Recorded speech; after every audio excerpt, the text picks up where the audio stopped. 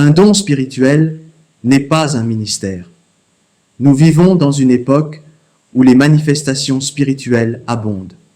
Prophétie, guérison, paroles de connaissance, miracles. Mais savons-nous faire la différence entre un don spirituel et un ministère? Avoir une lampe allumée ne fait pas de nous des sources de lumière permanente. Un don est une manifestation ponctuelle, un éclair qui jaillit pour une mission spécifique, tandis qu'un ministère est une vie consacrée, une fonction établie, un appel structuré par Dieu lui-même. Aujourd'hui, nous allons ensemble briser cette confusion afin que chacun sache marcher selon son appel, sans précipitation, sans imitation, mais dans la volonté parfaite de Dieu. Ce message est un appel à la maturité spirituelle. Le don est une capacité, le ministère est une mission. Or, à chacun la manifestation de l'Esprit est donnée pour l'utilité commune. En effet, à l'un est donné par l'Esprit une parole de sagesse, à un autre une parole de connaissance selon le même Esprit, à un autre la foi par le même Esprit, à un autre le don des guérisons par le même Esprit, à un autre le don d'opérer des miracles, à un autre la prophétie, à un autre le discernement des esprits, à un autre la diversité des langues, à un autre l'interprétation des langues. 1 Corinthiens 12, versets 7 à 10. Un don peut survenir ponctuellement. Le ministère est une charge continue qui demande engagement, maturité et caractère. Prophétiser ne fait pas de toi un prophète, pas plus qu'opérer une guérison ne fait de toi un guérisseur ou un apôtre. Le don spirituel s'exerce souvent dans un cadre local.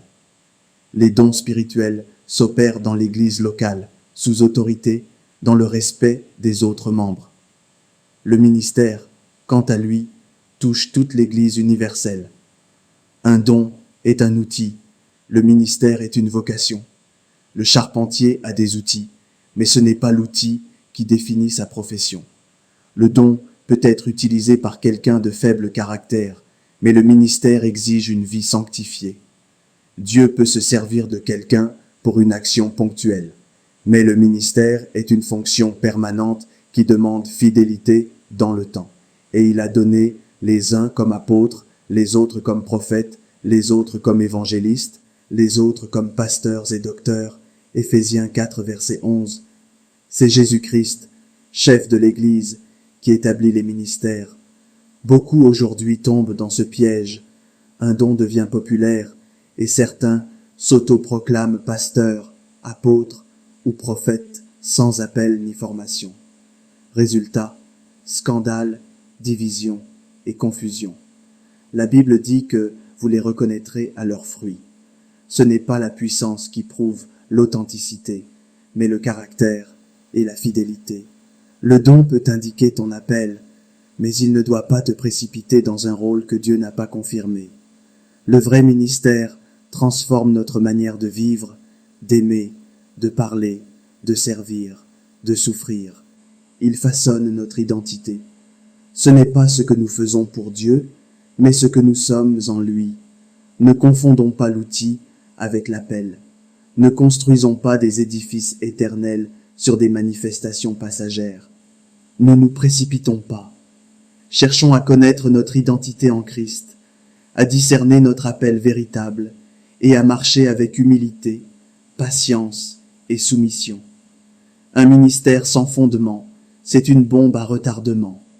Mais un ministère fondé sur Christ, sur la maturité, sur la formation, sur le caractère, c'est une bénédiction durable pour le corps de Christ. Dieu vous bénisse au nom de Jésus. Si ce message t'a parlé, abonne-toi à Parole d'Espérance, active la cloche et partage cette vérité avec un ami qui en a besoin. À très bientôt pour un nouveau message inspiré. Et souviens-toi qu'un don spirituel n'est pas un ministère.